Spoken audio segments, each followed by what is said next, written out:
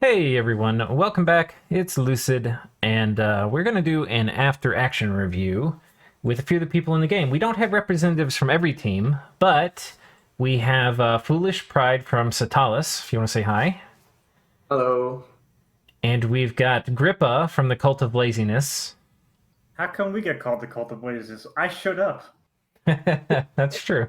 There are people even more lazy. And then we have Vinisar from Vinland. Evening, everyone. Yeah.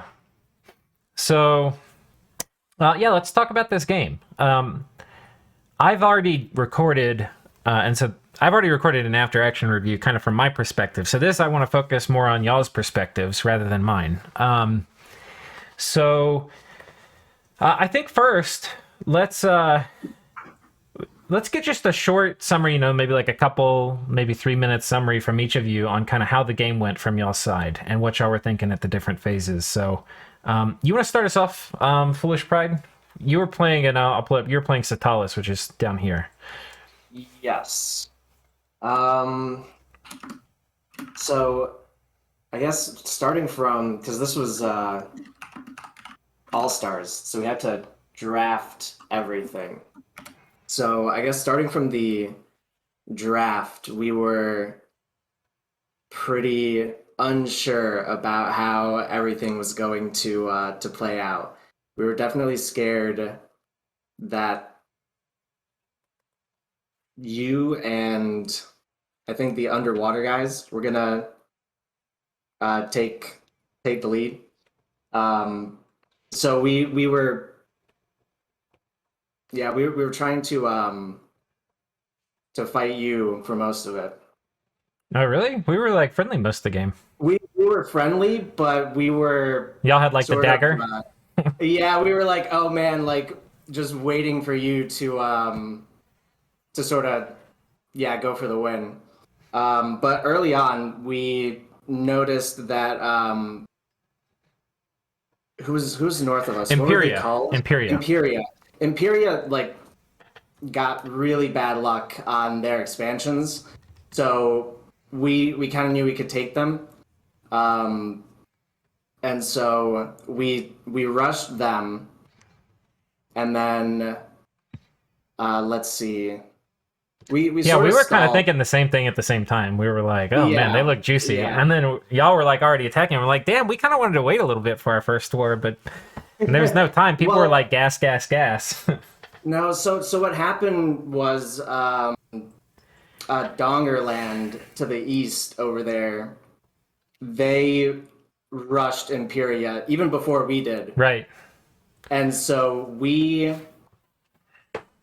sort of had to Keep going. step on the gas and go for there, and we got really lucky that they failed to take Imperia with like some army, and so we sort of just bided our time and waited, and then everyone turned on them. Right. So yeah, we got Imperia, and then I think we took Penpappy, or we were going to try to attack Penpappy because El Shoes and Mamon were fighting them. Yeah. And like the whole time we were pretty sure we couldn't take you because you had like a good early game, pretty good middle game, and then so we decided to go west. We were also pretty sure we couldn't take. Well, y'all didn't get much out of Pinpappy. No, we got like nothing out of there. We got a Right. few provinces. We got actually we got the farm, which is what we really wanted. That farm to the east, slightly, like that half farm there, I think. Yeah, this one, yeah. Yeah, The fake farm. yeah. And then what did we try to do? We tried to fight Shoes, but then we thought Mammon would take more of it. Yeah, And what then was Mammon? They were obviously dippling against me with you. What were they trying to get y'all to go on Elshu with them? yeah, no, well, so we were trying to get them to go onto Elshoes with us. Ah. And then we realized how strong they were, and we're like, oh damn, this might be really bad if they take a lot of that before we can get it. Because they had just way more like siege strength, and if we went in first, like Elshoes had pretty good sacreds too. Yeah. So yeah. So that never materialized. And we actually tried to break Nap with them, but they diploed us out of it by giving us that throne just northeast of there, and we're like, okay, yeah, we'll take a throne for now.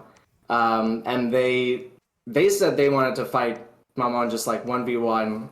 We're like, okay, yeah, that'd be great, you know. Yeah. You guys do that, and then we'll vulture after you lose. Right. Well, they said we could vulture.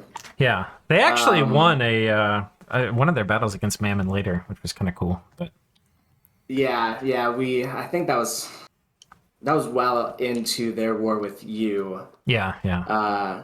But Mammon never fully mobilized all their stuff against us. Mammon had he had like 100 sacreds down there near Elshu that they had to fight. So Yeah. and 100 of those chuds was no joke. Let me tell you guys, those things are scary. Yeah. I was happy not ordering them. Yeah. So yeah, eventually and then Mamon cast Eyes of God, saw the score graphs, showed them to us, and we were kind of horrified at where you were. Conveniently in left army. out their graphs, which were the exact same as mine. No, they actually showed us their graphs too. Oh, I thought they said they didn't.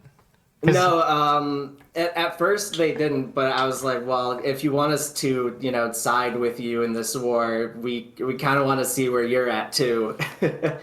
And their research was actually lower than ours, so we're like, okay, well, you're the lesser threat at this point. Yeah. Yeah, and then we fought you and lost, and that was basically it. Okay. Grippa, what about y'all? All right, here we go. So The proud nation of Grippazon. yeah, so You can start off with how y'all messed up your flag sprite. that was entirely Zan. He was like, "I've got a great idea. Let me do it," and then didn't know he had to size it, and so it was like 4 times the size of everything else. I had no idea until I started. He wasn't even around for like the first 2 weeks of the game because he's Zan. So I had to do all of the expansion, and he had done all the expansion testing, and somehow we were one of the best people to expand. So, Oh, yeah. like, we noticed that like Vinland to the north had like almost nothing, and Yeah, we can see right here. If you can kind of look, y'all were number 1 in expansion for a little bit, but then y'all were tied with us. We actually did really well in expansion, which is kind of funny. yeah. So we noticed like we were doing well with expansion, and I was like, oh, there's like some farms and stuff for the southeast, and there's all the coastal stuff. I want to get there first. So I went down expanding from our capital, which is like that's not our cap. Our cap's the bottom left of that guy. Yeah, here we go. That guy, yeah.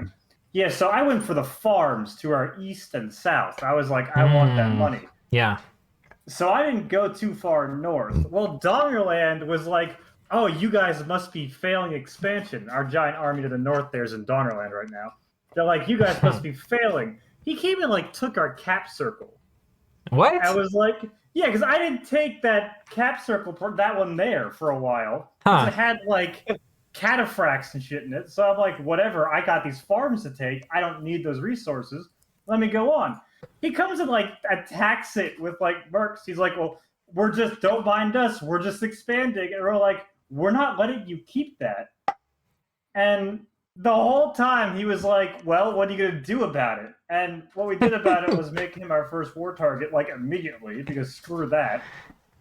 And like they held that forest next to the lake. That's the problem with like relying too much on merc expansion is you get really big, and then once the mercs go away, it's like, wait, what are you going to defend all this with? Yeah, he took that forest to the left of that province there. It was like, we're keeping this. And I'm like, I don't think I'm going to be happy with you keeping that. He's like, well, do you want a nap? If not, then fight us for it. And so we fought him for it and ended up killing them. Yeah. Because our bless was like strength and all this stuff, and his super chunky sacreds could not stand strength +6 turn like 15. So that's what we did. Yeah. Vinland came in after to help us. We're like, you guys can take all the northern stuff above Donverland. And then we turned our attention to Hugh on the east, right as the damn underwater bastards did at the same time. And so we ended up having to discuss there what we were going to do, because we did not want to have the underwater bastards have a whole column to themselves. And ended up just fighting them, like skirmishing with Hugh.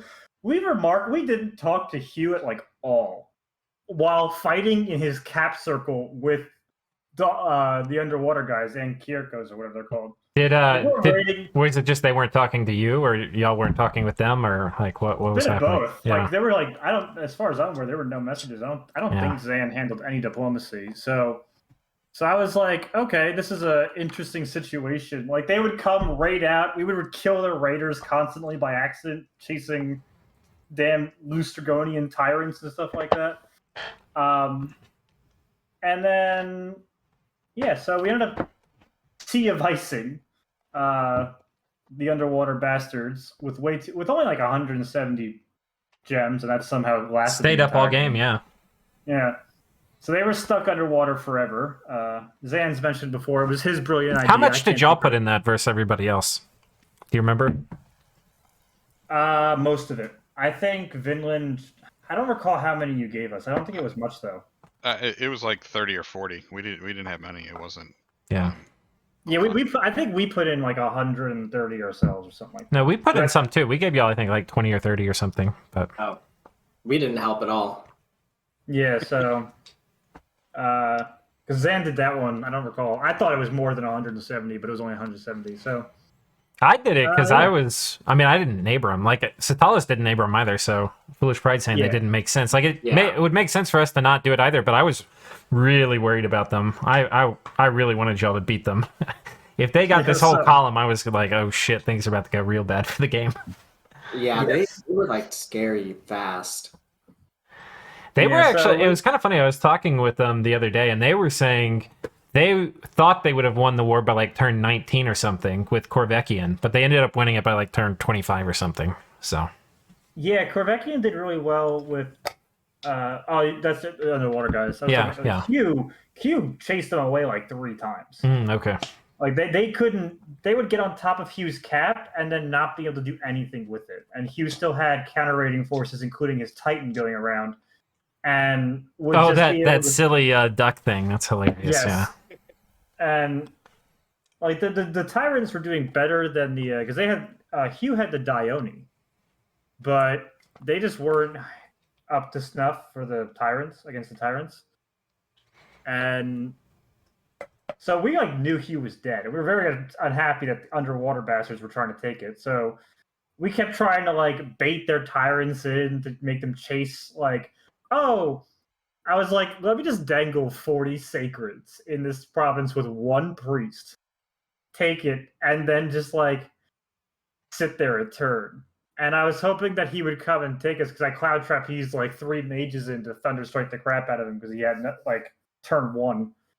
But no, they were just raiding random things because they were going back underwater to start reteching to fight us there, and then we sea of iced everyone underwater. Yeah. So that was the end of that, basically. All right, so, and then y'all conquered Hue, and then the elves ended their nap with you, right? And then... Yes. So we... Yeah, go. We had a 1-turn war, pretty much, where they raided a bunch of guys. We took it back, and then we're like, oh, by the way, Lucid's, like, about to win the game. Or that's what Maryland says. So we're like, oh, is he now? Because one of our biggest weaknesses this game is we had no scouting anyway. Nobody did. Like you couldn't scout in this game. There's so much blood hunting and patrolling.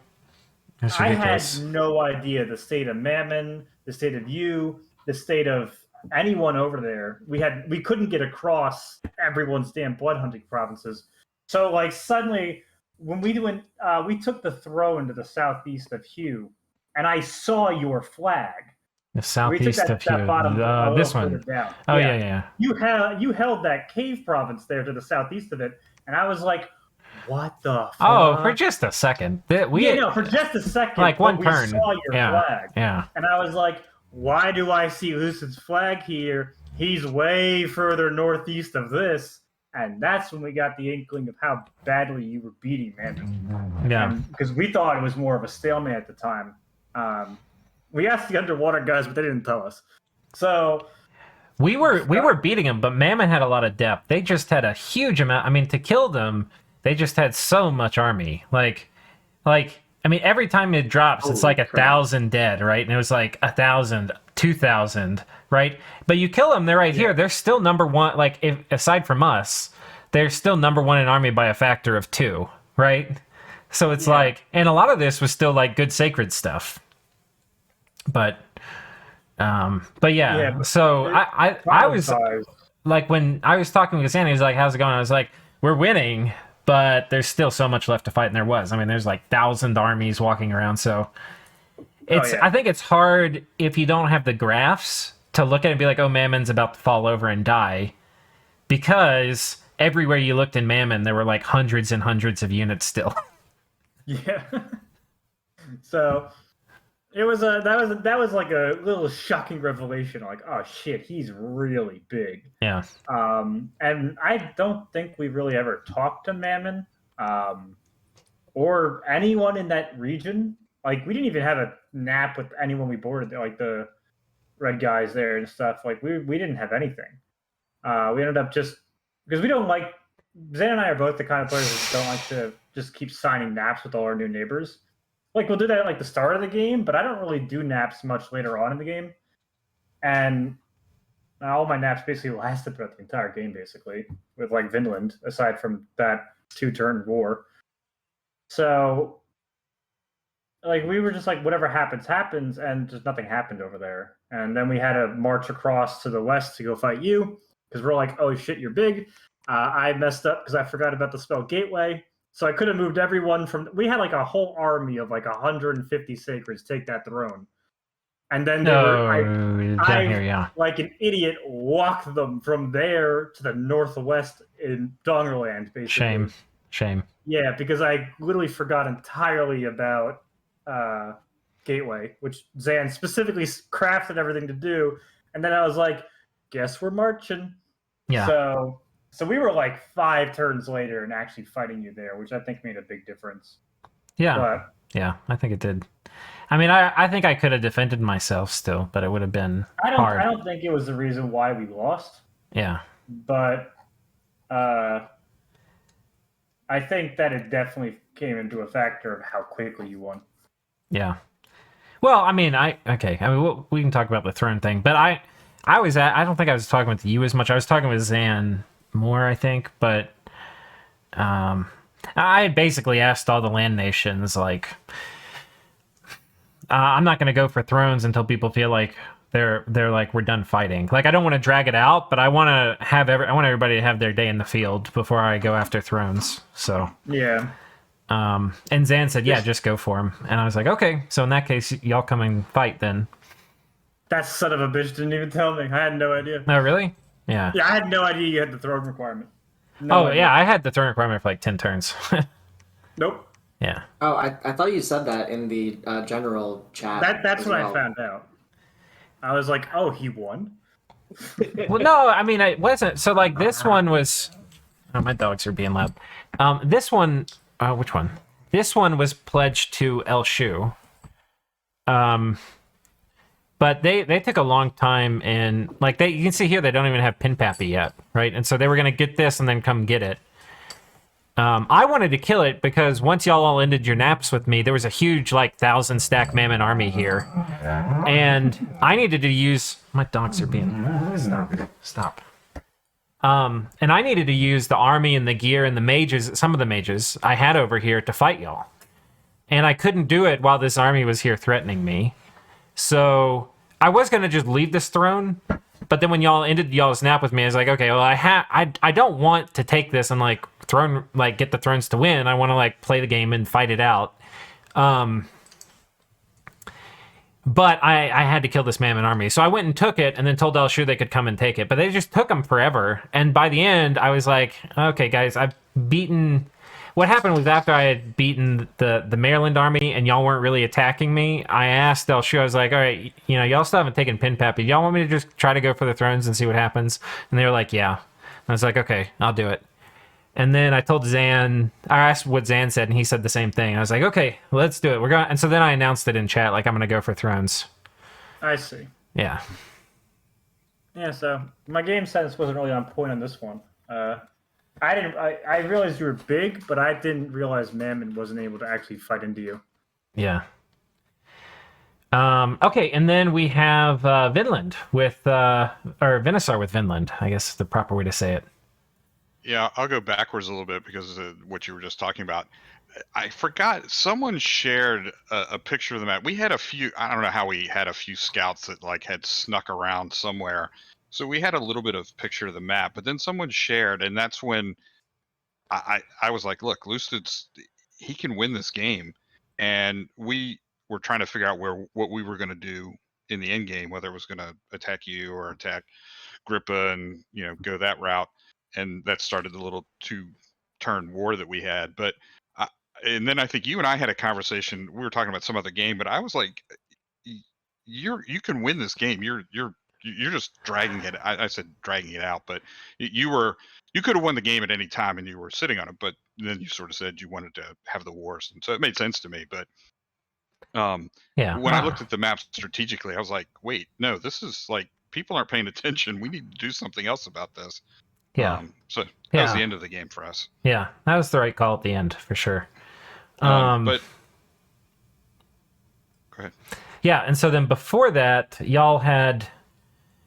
I guess the first thing to talk about for y'all is y'all had I didn't even realize this till I was doing my own after action review, but y'all had a flat portion of your score graph at the beginning.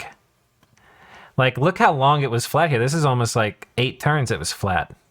Yeah, so this is sort of like Grippa said in his. So when we built the nation, I mean, I'll say this, it was one of the most fun things I've done in Dominions was start this draft. And when Maryland asked me to join, did I want to join this game? And I was like, sure. And so I spent like hours a day just like looking at units and trying to put stuff together. But I also did all the testing on these units. And it probably wasn't fair to Maryland to have him do the expansion. So I probably should have done the expansion. Because as we sort of, people have said about the nation, or at least our nation specifically, there's a timing to it. And understanding how the units expand when they're put together or separate, I had a pretty good understanding. So we did have 2 provinces that were ridiculous right around the cap that, I think we had Lamia queens in one of them or something like that. Oh, no, those are... I know, and that one, the Lamia queen province has the Howl artifact on it, doesn't it? I think so. And yeah. So we had 2 provinces that we couldn't do anything about early on. I think one, another one had like 100 barbarians in it or something ridiculous.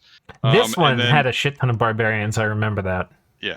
And so there was only like certain places we could go. And then I don't remember the specifics. I don't know if Maryland, like he moved the wrong army into the wrong province. And so it wiped.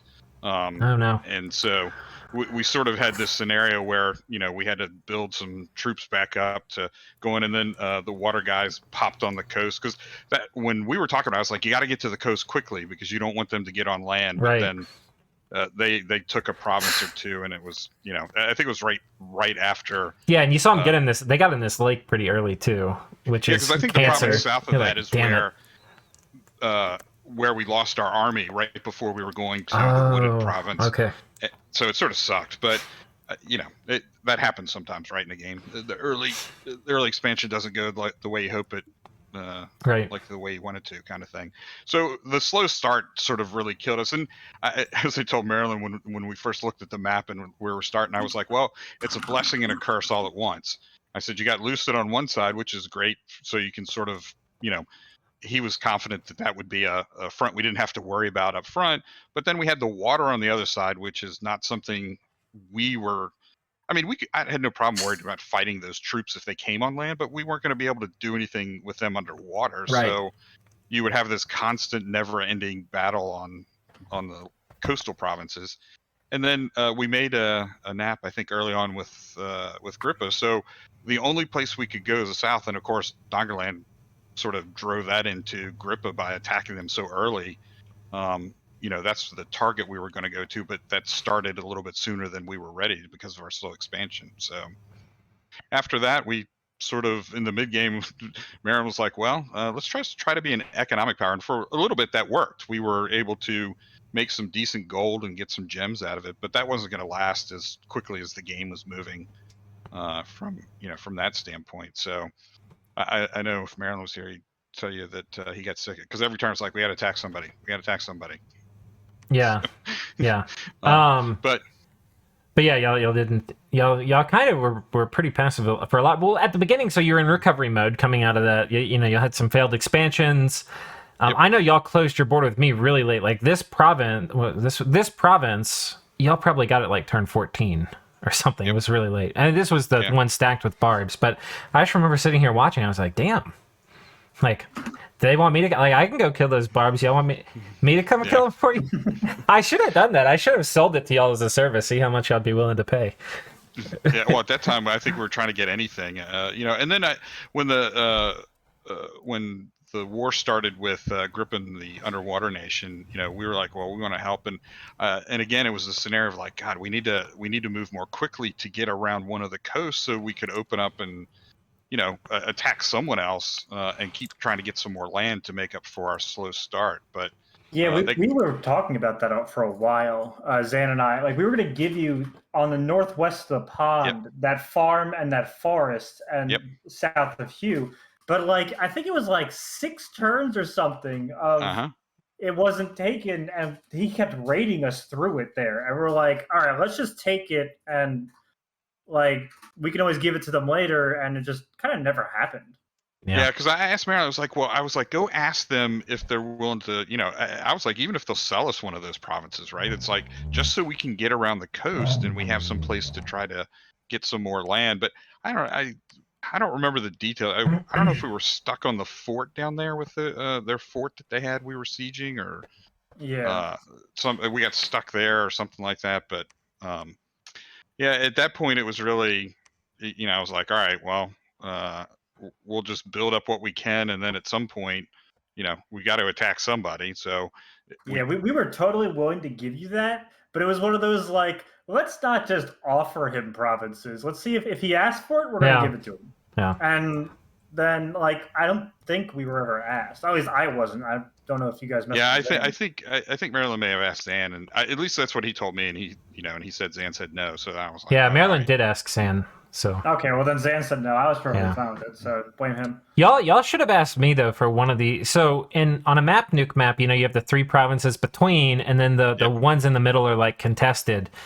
And because we expanded really well, we got all 3 of these pretty early. Right.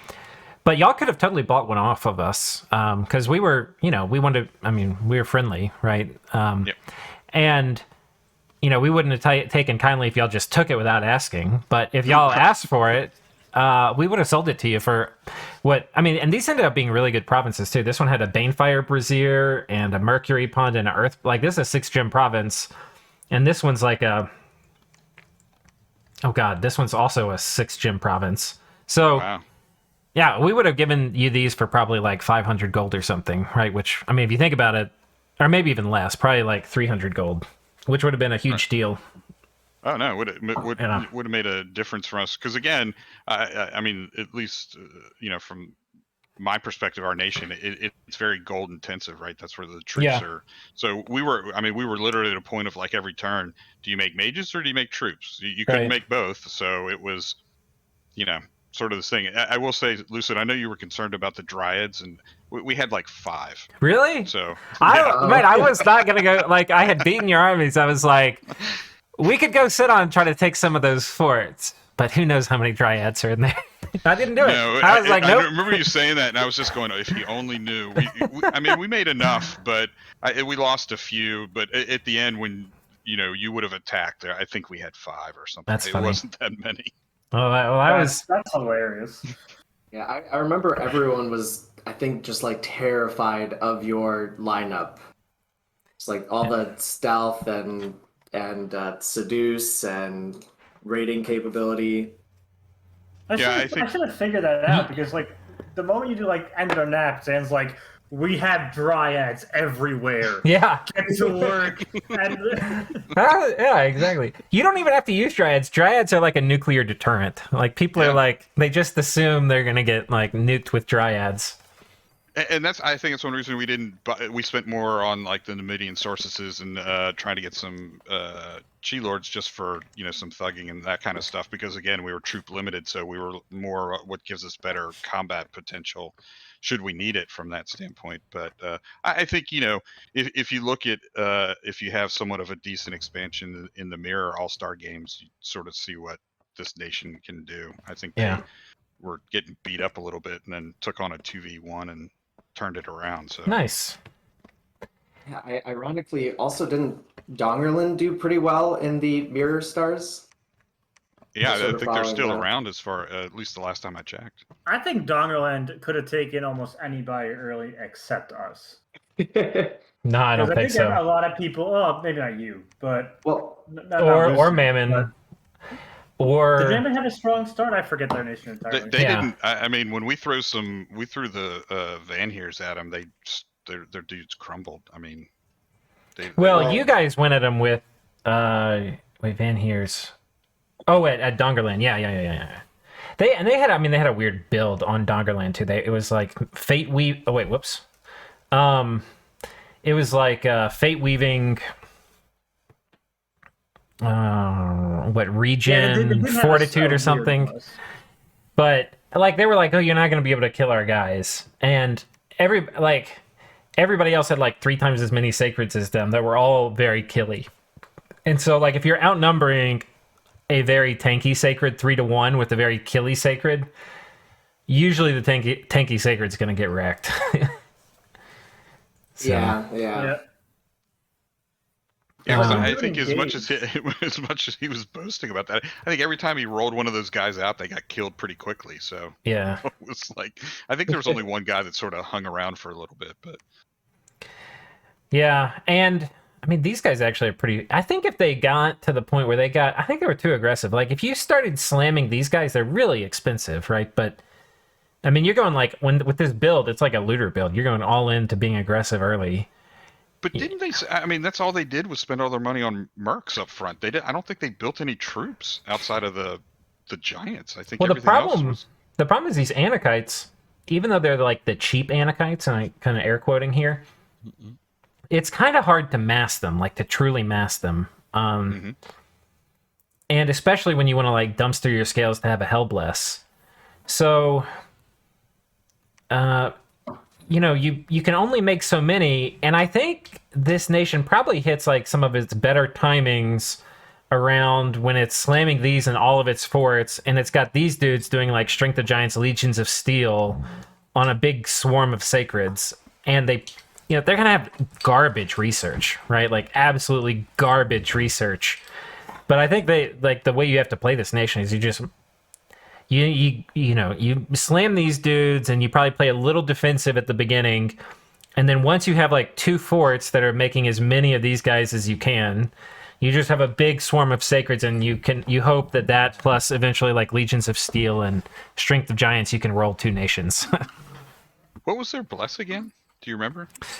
It was like Regen, Fate Weaving, something. Hey, my dogs are being loud. 1 second, I'm gonna pause it. All right, sorry about that. I'm back, guys. Okay, so what were we talking about? Somebody refresh me. We're just talking about the Anakites and how that nation would probably do better if they hit a stride a little bit later on. Yeah, a little bit more mid game. Yeah. So.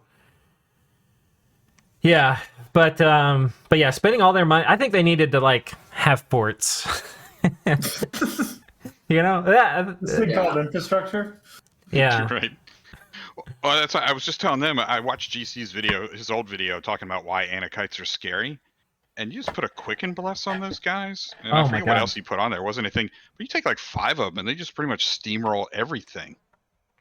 Yeah, they're really good.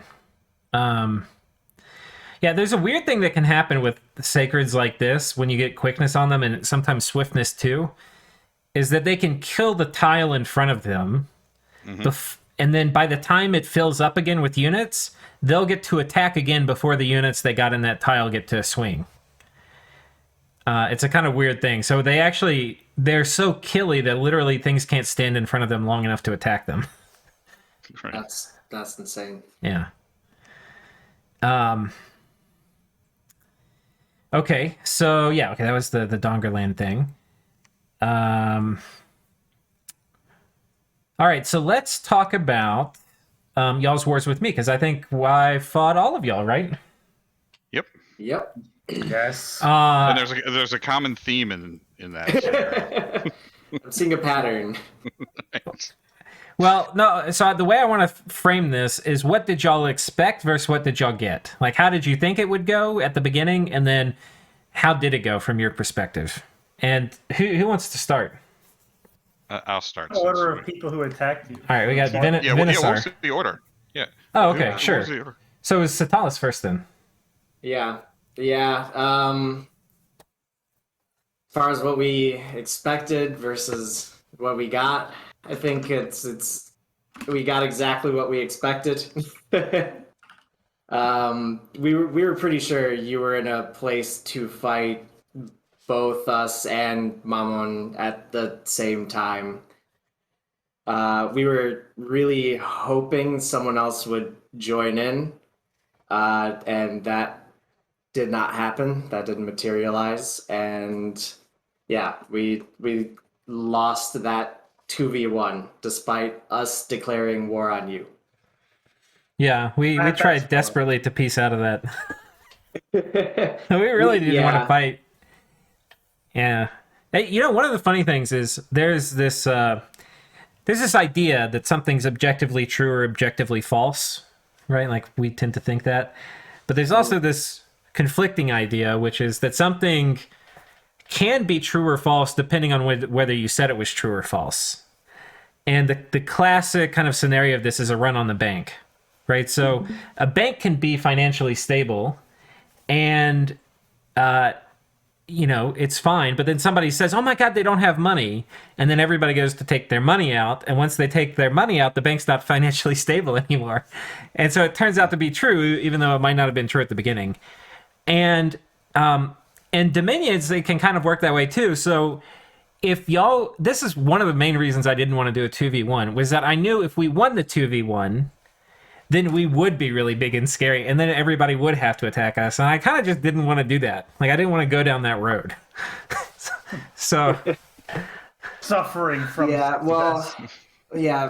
us it didn't seem like we had, after we saw the score graphs, it basically seemed like, well, we've maxed our mage output with troops and stuff, and our research is nowhere near yours. And so even if we take a whole bunch of land, we're not researching fast enough to catch up, and you have just so many crazy troops and then also blood eventually, that there's just no, unless we attack now with more people than you can fight, there's no way that we'll ever be able to stop you eventually. I think and I don't know y'all's particular situation. I don't know what y'all had researched and all that at the time. I mean, I could maybe try to figure it out and think back to the battles, but I think the way to think about it is, generally you want to avoid wars where you're fighting at a tech disadvantage. If you do, you want to do it as part of a coalition, which y'all did. But for the research graph, you don't for example, Grippazon had more tech than us, but they still lost the important battles. Is that who the top one was? Yeah. So the thing is that there's not actually a tech victory for the most part. And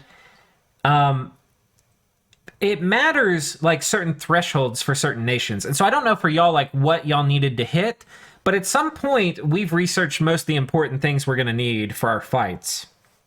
And after that, we're picking up, like, luxury things. And for Grippazon, they probably, like, this point, probably, we'll just say right here, or maybe right here. This point was probably where we both got all of the really big, important things we were going to need for late game fighting, right? And everything else past this was a luxury. But if you fight us while we have the critical late game stuff we're going to need, and you don't, then you're at a major disadvantage. So it can't, even if we're not done researching it, like we're still researching stuff, we're probably researching things which are luxuries. But if you have something coming up which is not a luxury, you know, which is like super strong, it can be good to wait for that timing. So I guess my only point here is just don't think that you need to fight somebody because they're researching faster than you. Because you will. There's just a built-in comeback mechanic with research. It wasn't just that we were down on research. It was that looking at what you had available at higher research versus what we had available once we got even more. Like we hit our targets, which I think was primarily just alt 8 around that time. And you know, we were looking at, well, okay, what else can we get to, you know, increase our power later on versus, you know, what you could get. And there really weren't as many options. I'm trying. That's why I say I have to think about it. I don't know what y'all had coming up. Yeah, no, because like with the as was shown in the war with the Royal Malqui, it's so hard to counter how quickly they can cast spells. Like big spells, especially with the communions and everything. Like you could have just anything to any big spells round one for like any battle. We didn't really use. I think we only used one Royal Malaqui against you, and we only used it in like one or two. Like we used it one. It was important, right? I think they cast Mass Flight, Fog Warriors early was the spell they cast early. Yeah, to bone grinding. Right. But we saw we sort of waited to take fights until we saw a lot of your fights with Mammon and how they went. And we knew what was coming up with those Malqui and what you had for that. Well, okay, we thought it was Earthquake, but we knew there was some, you know, heavy battlefield-wide stuff, so we tried to prep for that, but we just couldn't. And then we realized, like, I said in my video too that I've recorded now in the past that I would tell you guys what the counter to that bone grinding play was once the game was over. Oh, okay. So now's as good a time as any. So bone grinding, if we look at it, it's alteration. Oh, can I say what I realized after? Oh yeah, first? Tell me. So what I realized after was I think if we just had all of the druids do you said body ethereal. Ethereal turn 1, I think we could have covered our whole army before you got bone grinding out. Bone grinding not magical damage? Correct. That's like, I would say, a softer counter. Like it's going to be hard to cover everything. And, it's also going to delay a lot of the other important spells you want to put up, because now you got to do turn 1 body ethereal, and that means a bunch of others, you're going to be, and you got to jump into a communion, so you're now like turn 3 before anything gets cast. That's important. That's why we didn't do it. The better counter to this, so this is casting time 150. The spell that counters this for the army is Fog Warriors. But if you look at Fog Warriors, that's the spell we rushed with our Malaqui. Fog Warriors has a casting time of 200. So if you turn 1 cast it, which you need an Air 4 mage to do, it's going to go off after bone grinding. So you're like, okay, well, how does that work? The trick to this is you need to put on a fast casting hat. Yes, y'all had one. Y'all had one in that army, and Zach and I were really worried that we had been trying to bait different armies into you to see if you had figured this out.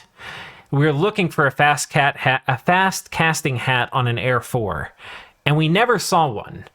And we had never seen a fast casting hat at all. And then for the main battle, there was a fast casting hat. We were like, oh my god, there's a fast casting hat. But it wasn't. You had done it to get what, Will of Fates, maybe, or what was it? Yeah, I think Will of the Fates, because yeah, I mean that's a good thing to do too. yeah, we expected. Oh no, okay, so we the big battle that you won in Mammon before that, we saw you use like 4 earthquakes or something, and we expected the same play. And earthquake is faster than bone grinding, I think. No, it's slower. Oh, is it? Yeah, it's bone grinding's 150, earthquake is 200. Oh, okay. Yeah. I don't remember why, but I remember we thought that we would be too slow with other stuff to get it in before the earthquakes hit. Or no, okay, so here's what we thought. We thought that you were going to earthquake with the Malqui. And so we needed to, and we looked into it, and it casts at 50% and at 100%. The 2 spells that you cast with them. And we saw you with the crystal matrices on them, and that you could bring the slaves. So we were trying to counter fast casted earthquakes, and the best way we thought to do that, because it would be fast enough, was to do a fast cast Will of the Fates, I think. Yeah. Okay. Or to we'll mitigate it at least. It's fast casting. It's a 30% discount, so I mean I pull up my calculator here. Yeah, or we thought that you would do something like turn 1, and then we'd have enough time to get it in before the second cast. Yeah. But just trying to counter everything that you could possibly do with the Malqui was very difficult. Yeah, and we tried to not do the same thing for any 2 battles. So I mean, against Mammon, we were switching up what we were doing every single turn, like rescripting our whole army, and God, you are sweaty. Did you run out of deodorant? I mean, there's a little bit of BO. Yeah, just the paths, the fast casting, the people were kind of freaking out about the Malaqui. The Malaqui honestly wasn't the MVP on our team. The MVP on our team, we hardly used them. I mean, when we used them to great effect, but we hardly used them. What we used a ton were the Buddha, and we used the Brains in a Jar. And the Brains in a Jar were MVP for sure. They were the best pick. Those were crazy. Yeah. Especially with the Shaitan. Yeah. We just, you toss Crystal Matrix on something, and they've, now they're whatever level caster you want turn 0. Yeah, that was really good. But yeah, I mean, I think that's the thing, is like people too thought we were going to be really weak in the mid game, and Zach and I were like, no, we're not. Like we like they're thinking that. Like, oh, like Royal Malaqui and stuff in the late game. We're like Buddha and Brains in a Jar in the mid game. Come at me, bro. I was just like, every turn that goes by, they're getting worse. That was my common theme to Maryland. Yeah, us like, too. Every turn is just getting worse. Well, yeah, I mean, this nation scales really hard, but our position was be as anti. We have I don't think we had a greedy build, but we had a build that scaled really, really well, and we were going to be friendly, and we were going to do as many things as we could that were anti-greed. So at the beginning of the game, we didn't research really. We just slammed skeletons, and that's because your first war usually has a lot to do with troops, and our skeletons were big and hit really hard, and we were making 9 gam herdings a turn. And nobody was going to have fun fighting into Gamherdings backed by a horde of skeletons that were giants. So we were really strong in the early game. And then... the only nation which I think might have been stronger than us in the early game was Mammon. But that actually wasn't the case, because we later learned out Mammon's build was probably like Dom 7 or Dom 6. And ours was Dom like 9 or 10. Which, when you factor in we're both making, a mage priest, we were probably making like 50% more sacreds than they were. So, yeah. We had, I think we had a really strong, like a really pretty smooth power curve that got completely crazy in the late game. But for us, I think it was kind of the game state we were trying to push things into. But I think it was also probably the best game state for y'all was... Well, maybe not the best, but the best would have been if if Mammon or I had died early. The thing is, Mammon and I both knew that as soon as one of us died, then everybody was going to go after the other one. Yeah, we were really hoping to get you two to fight at some point. Yeah, well, we knew that if one of us killed the other, then everybody would go after them. So, like, when the war with Mammon started, I knew it was like end times. Because the second I killed them, it made logical sense for everybody to go after me, no matter whether we killed Cetalis or not as well. So, if you just assume people are going to act rational, then it makes sense if I'm not ready to fight everybody yet, for me to never want to fight Mammon. Yeah. So. But isn't that sort of a scenario in Dominions when it comes down to it? If you get a nation that's going to scale very well, from like the way your nation is built, that I don't know, outside of another nation that can basically do the same thing, it becomes pretty dang hard for anyone else to beat you at that point in the game. Late game, that is. Well, I think the in-game scenario and we're actually kind of trying to push it into this, which, you wouldn't think we should try to do that if it was going to be a bad game state for us. But I think if Cetalis had been on our side and not attacked us, and they would have instead eaten El Shu or picked at Mammon, and like El Shu picked at Mammon. Basically, if Mammon got eaten, with us only getting a small portion of the spoils, it would have then made sense for a bunch of nations to then attack us. Because we can't... Our fear-mongering against Mammon, I don't think, was unjustified at all. I think Mammon was, like, terrifying. Like, they were really scary. Yeah, and we succumbed to it for a while until we saw the graphs. Well, I mean, the graphs, let's look at it. By the time the war started, they, wait, here we go. Mammon. Let's do Cetalis and Grippazon here. Okay, so these are the reasons. So provinces, we were tied. This is when the war started, right here, right? So we were literally the same. For income, we were literally the same. For gem income, they were actually ahead of us. They, like, area under the curve, they were a lot bigger than us when the war started for gem income. Yeah, they did have gems. Right? For research, that was the one we were ahead. And generally, like, if I got to pick, I would want to pick a war into somebody that had a lot of gems, but didn't have a lot of research, because it's going to be easier to take. All things being equal, which, they're not. Dominion, we were higher than them. Army size, they were higher than us until the war started. But, like, they were really scary.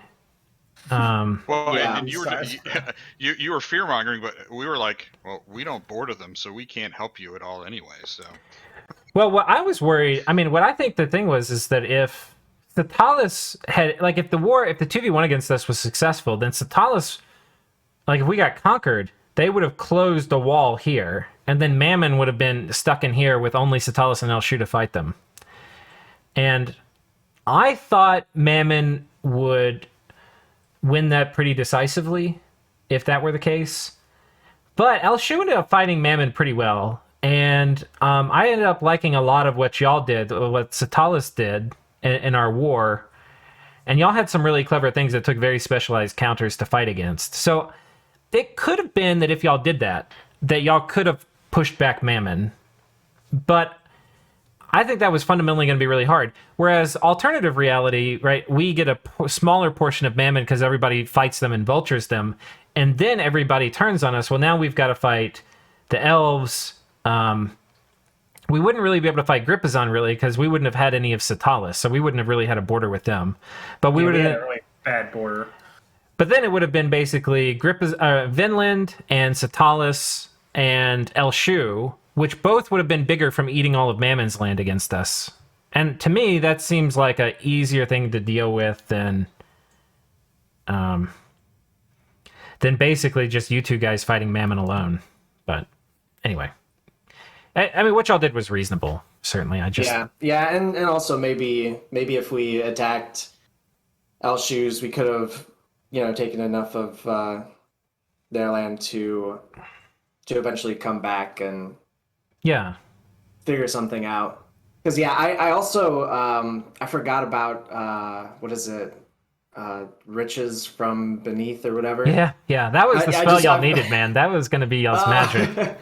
Yeah, it was like after we declared war, and I was like, oh man, if we actually just cast this and did nothing for a while, we could get like twice as many sacreds and just build up, and it wouldn't be as much of an issue. It's like the thing I kind of remember most, maybe from the time I played Marignon, is you're like, oh, dude, they have these recruit anywhere awesome sacreds. Their upkeep is the upkeep of 25 gold, dude.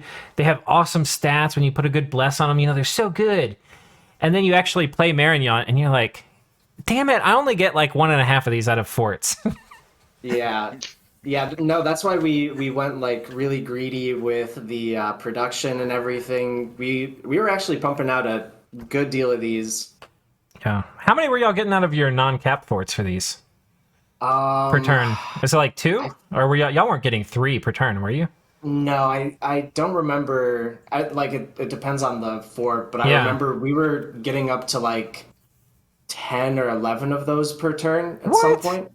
Oh, yeah. Wait, net, but not per fort. Yeah, for all of them. Yeah, that's what I'm saying. Yeah. And with Riches of Beneath, you could get twice as many, which is a major thing. Yeah, I just completely spaced on that before. Yeah. No, that's what I was trying to get us to. I was like, save gems just so we can cast that. We need money. It was like everything in the world to try to get more money. Yeah. Okay, so we talked about the Cetalis War. For Vinland, you were the next one to go. Oh. RCK 79 also joined. Oh yeah. And he hasn't spoken about like his stuff. Are you there, RCK? Do you want to talk about the Imperia plan and how things went down? I suppose I can. Excellent.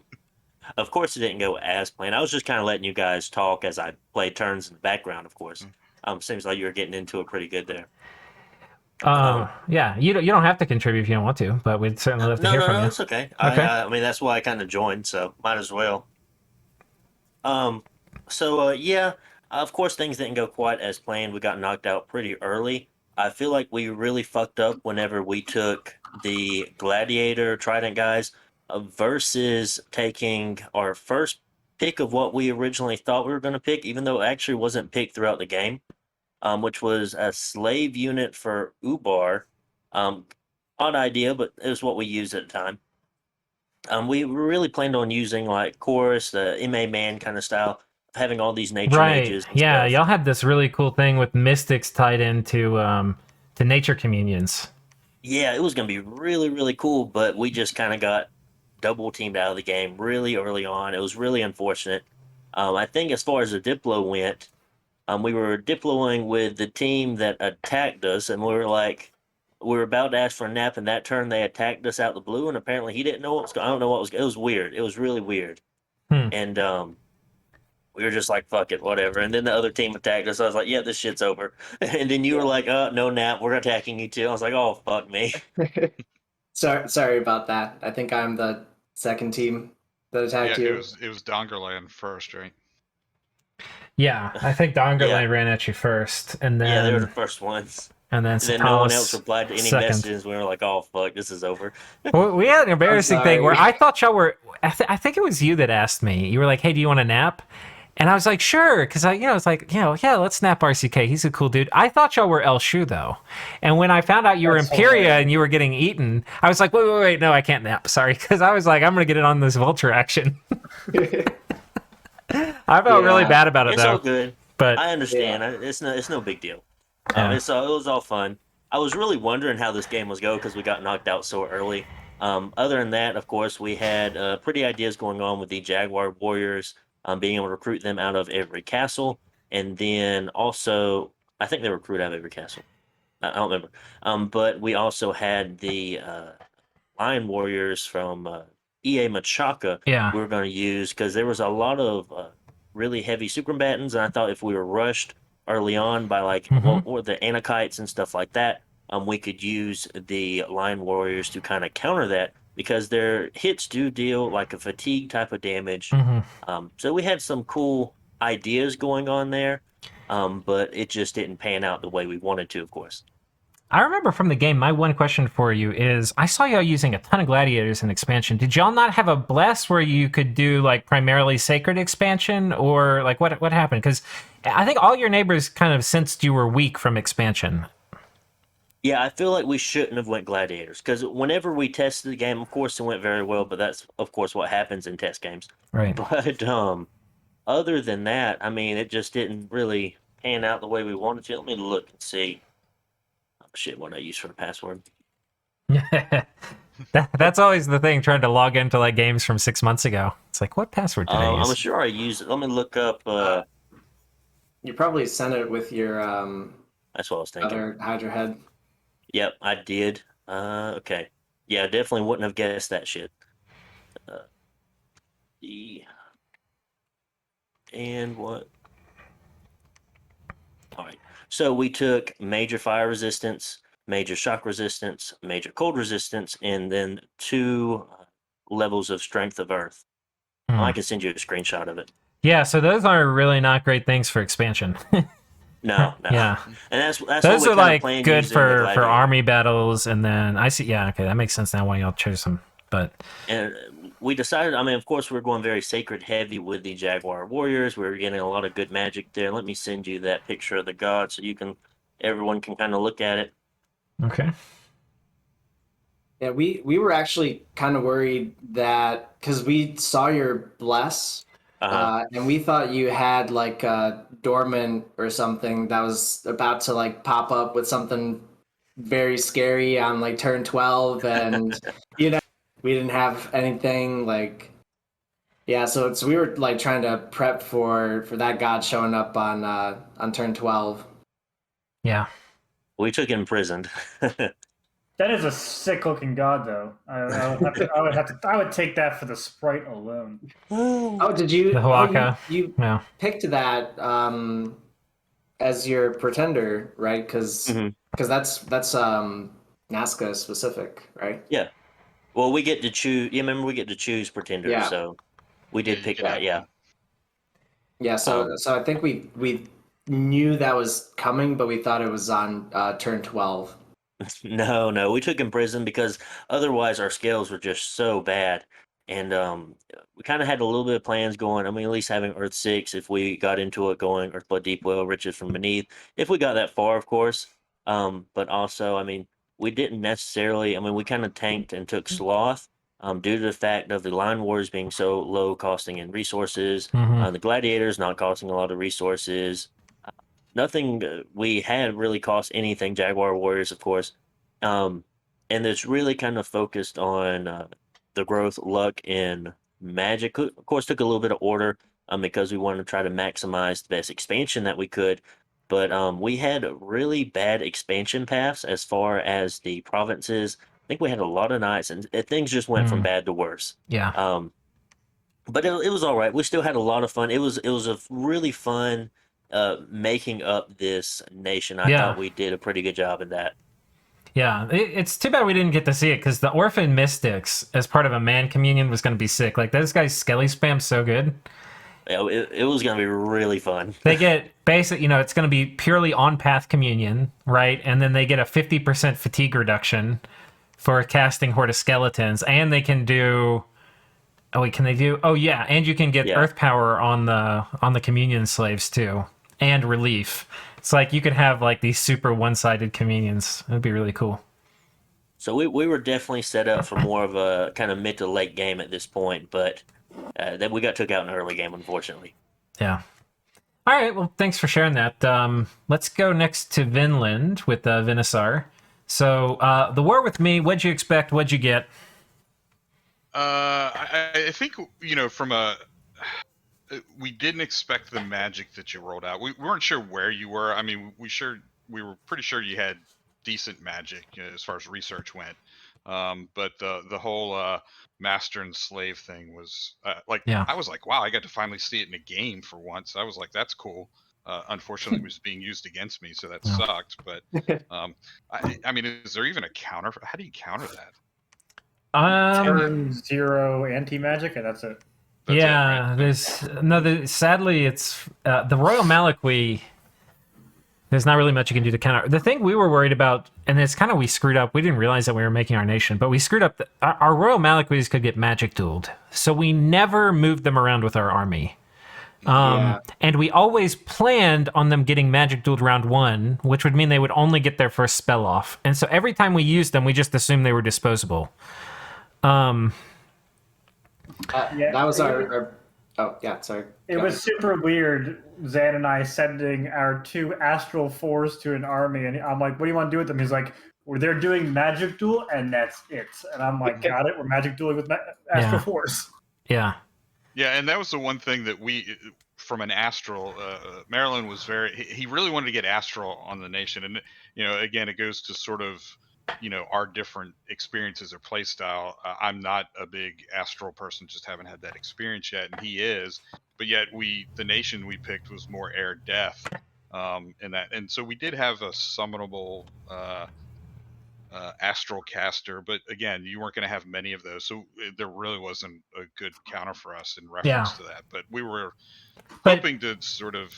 But even then, for an important fight, we were only using them for their turn 1 spell, meaning everything they did after that was a luxury.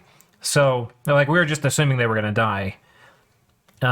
So it wouldn't have really, we would have been planning on winning the battle even if you had killed them with magic duel. You know? And I think the other thing is you brought up in a little bit earlier in the conversation talking about, because we had a sort of a bad expansion and so we started off slow and how that impacts research, right? And we fell into the trap from my perspective, and we bounced around with this, as we tried to figure out, since we were going to be short on resources, is where we went with research. And of course, going to enchantment 4 with sorcerers is to make up for troops, right? To do hordes of skeleton. Mm-hmm. And since Fomori was our base nation, that's a pretty decent spell for them because they're going to get the giants out of that. Okay. Or some giants out of that, Yeah. I think. I forget what kind of long dead they get, but yeah, I guess you're right.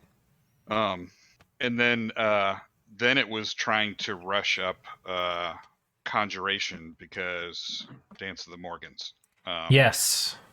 So that was going to come out in that battle, but obviously when you cast Master and Slave, that just threw that battle very quickly, right? So, yeah. And that was just after, I think, Loggy was posting how Dance of the Morgan works as far as how you can sort of abuse it. So I was like, oh, we definitely have to do this, but that never materialized, obviously, in the battle. So yeah, I wanted to test Loggy's theory about, if you're able to I guess, stage it by having a bunch of diseased and wounded troops show up, and it just all of a sudden spams right off the get-go. Does it work on your own? Is it that they need to be wounded from your side? I thought it was the other side. No, I think it's any units, right? So that's the way you can sort of, I guess, abuse it a little bit, is have a bunch of your own troops that are diseased and show up, and then the Morgans will show up behind them. Oh. That's cool. I didn't know that. Yeah, I mean, there's a percentage chance, and it ticks, right? But the more wounded you have on the field, the more chance it is to kick off. That would have been awesome with our Cetalis disease everything. Yeah, That was a major problem. Zan and I discussed that, or I don't recall if I actually discussed it with Zan, but my idea was to do it with bloodletting. Just go in, do Oh. turn 1 bloodletting, and then we wanted to get the dance spell, but we didn't get it. Right. Mm-hmm. Yeah, we stole everyone's picks apparently. Yeah, so I think it was one decisive battle, right? We knew that going in, so that was sort of the expectation. Is like, if we can win one, I don't think we had any illusion that we were going to win a war or too small at the end of the day. But it was really, if we can make some headway and say, hey, look, we wiped one army, maybe that would give Grippazon some space to do some work. Yeah. Yeah. Kind of scenario. So. Yeah, I think the other thing too was like the timing of all this was kind of, like if Elshu had time to finish Mammon, he was gonna come attack us. I mean, we were super friendly with them, but they would. But y'all needed to attack us when you did. I think that was the right move. But I think it was just like everything. It was really hard to get all the pieces to go at the same time because like y'all were gonna have a hard time attacking me. Like if y'all were attacking me the same time as Elshu was, then it would be more dicey. But Elshu just wasn't gonna be like they needed. And I was giving them stuff. I was like waiting. You remember, I was waiting to give him this throne. I was waiting for him to take Pinpappy. I was gonna give him this fort and then this throne from Cetalis. I'd pledged to them. It's back to them. Yeah, but they couldn't get there in time, and so it was like, I think it was going to be really hard for y'all to win without me having to be like severely worried about my flank. Yeah, no, and I think the whole point of like you sort of, if you follow along in this conversation, right, the thread, the timing was just off across the board, right? So if we hadn't said, oh, let's go ahead and attack Grippa and Zan because we need to do something, and we spent those turns earlier really focusing on moving towards attacking you, you're still somewhat engaged elsewhere, maybe in Cetalis' scenario where they're talking about, hey, we could use some help here, we're going to go and attack Lucid, and everyone worked together at that point, then it might have been more interesting, I think, at the end, because we sort of the part of the thing was though with if y'all had attacked earlier, then I would have there was no need for me to really fight Grippazon ever, right? Like, if they wanted to fight, I would have just given them the Cetalis stuff for free if they wanted it, Like, I think they were like the easiest nation to buy out because it doesn't. I had been trying to give them for so long. I was like, guys, like I was sending Zan. I was like, guys, y'all need to come vulture Cetalis. Like, I'm gonna be too big if you don't get this. And he's like, yeah. And then nothing ever came. I was like, dude, are you coming? He's like, yeah, maybe, or something. And I could tell he didn't want to help me fight Cetalis. That's exactly what it was.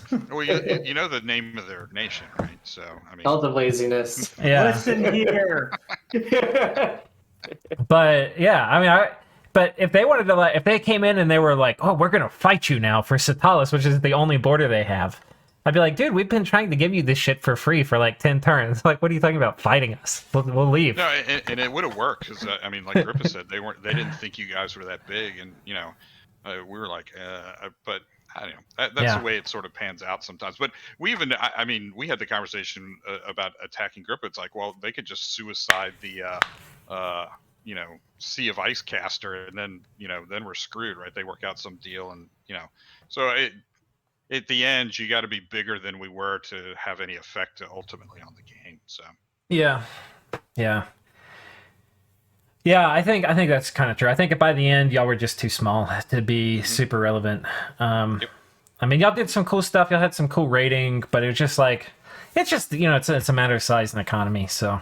No, and like we talked, the nation is really built from the standpoint you can't sit still with it. It has to keep sort of expanding, or otherwise you'll probably end up. Yeah. Your nation's superpower isn't time; it's tempo. Mm-hmm. So, other nations like ours, we scale great. We're not on the clock. Y'all are on the clock, but y'all can make that clock go really fast for your nation. So, I think okay, and then Grippa. What did you expect versus what'd you get? By the time we fought you, all of our tricks had been revealed. There was no trick that we had not shown. Well, there were a couple, but we didn't end up using them on you. I think it's fair to say that what surprised us was the first battle on that throne, where we take it and like, let's have our final climactic battle. We go in and there's like 400 long dead, and then in all the provinces around that throne, there was like 8,000 long dead, and I was like, oh, okay. So we took this throne, we took the battle on the throne, and then there was a bigger fight the next turn, and it was like, all right. And we didn't fight one of your. You didn't have a master brain in it. You didn't have a your Maliki. So we're like, we didn't actually see any of the battle directly, and we didn't talk to anyone else. But we heard about the master and slave thing, and kind of we did see the battle on top of Cetalis. So we saw master and slaves, earthquakes, mass flight, all that stuff. So we're like, let's go into this just assuming they have like 8s and everything at the very least. And so, yeah, I think that we could have won that battle if we had actual troops. Like that final battle that we had, our great climactic battle, we had like 130 troops outside of mages, which wasn't even enough to fully surround us in case you came on. So you were lucky because I fucked up my own script. I didn't get turn 1 master and slave off because I forgot to bring my... This whole thing was built on having this item in the battle, and I was debating over which unit to put it on. I ended up leaving it in my lab instead of putting on... Because I wanted to find like the perfect unit to put it on. And so, of course, I forgot to put on anybody. But how this battle was going to be dictated was, of your troops you had... So your Aussies have really high MRs, 16, compared to your Tuatha, who are 14. And that doesn't sound like a big difference, but it actually made a really big difference. Yeah, you still like all the Tuatha. Yeah. And so the Tuatha had low enough MR that they were actually going to be a liability for you in a fight with us, like a big pitched battle, because I would be able to steal over half of them. And so then, I haven't seen much of Master and Slave, so I'm like, oh, we're 14, we're not like 10, so it's a little better, and we're gonna get anti-magic off, and it didn't. It actually mattered a lot. I'm so proud of you, Grippa, for artificially extending the conversation so long. You're welcome. I did nothing. But yes. Oh, is that Ballin? No, that is Drama Wolf. Oh, Drama Wolf. We know we sound like exactly the same. Yeah, that's funny. I totally You do mistook you sound for very similar. What all right, Drama Wolf. Everybody else has talked. Tell us what it was like being trapped under a sea of ice for the entire game. So, like, this is like big spoilers, but really, we could have made it a lot less bad. We misplayed a lot when Sea of Ice went up because we kind of hinged on the Dispel. When the Dispel failed, it was heavily a morale play, our morale, but we should have transitioned into constant gateways quicker. But like, we just didn't have the SN come to fuel too much. And then the main issue is a lot of our high E, high D, and F access, all our D, all our F, and then high E access, all came from Laestrygonians, which have no way to get out. Yeah, you can't even put boots of the plane on them. That's a real... Yeah. Which is, for a lot of units, it's the only way they can teleport if they don't have the paths. But, So, like, all of our... Because they don't have feet. Yeah. Yeah. those goddamn snake booties. And so all of our underwater Melia, and we had a bunch, because and it was a really bad turn, I think we covered it a bit last time we talked, it happened the turn we were reorganizing to deal with Maerlande. So we'd actually moved all of our coastal Laestrygonians into our water. We'd retreated a bunch of armies and mages, all in prep to strike out at every single coastal province. We had an army ready to hit like every Grippa province on the coast, every Maerlande province on the coast, including the pond. And it just so happened that's the turn Sea of Ice went up, which definitely screwed with us. Because we transitioned, like we'd done a pullback into counteroffensive, and it just kind of canceled the counteroffensive, so it let them also get the land they gained a lot easier. How was the unrest situation with all those Laestrygonians trapped, throwing keggers underwater? We stopped recruiting them. Uh, Yeah, like we recruited like 2 more. There's then we just 27 stopped. unrest right there. Yeah, but that's we piled a couple in there because it's a trash province. yeah. Like wherever there is unrest, like you can see It's a that one trash has a lot. province. Yeah. Yeah. But we stopped recruiting them. If we kept recruiting them, we would have been much worse off gold-wise. Yeah. Yeah, they cost a boatload of upkeep, of course, too. So Yeah, like, and they have the unofficial upkeep of pop kill unrest. So it's like if you look at the pond, top left, like you could see Oh my that thing's God. lost. Yeah. what did this start as? Not high. It was like 4,500, I think, or something. Oh, but but it's been still, there's a lace that Agronian that's been added. That is 4,500 to 1,500 is pretty big. I have to check the number in our current series, but like, it wasn't that low. Yeah, that's funny.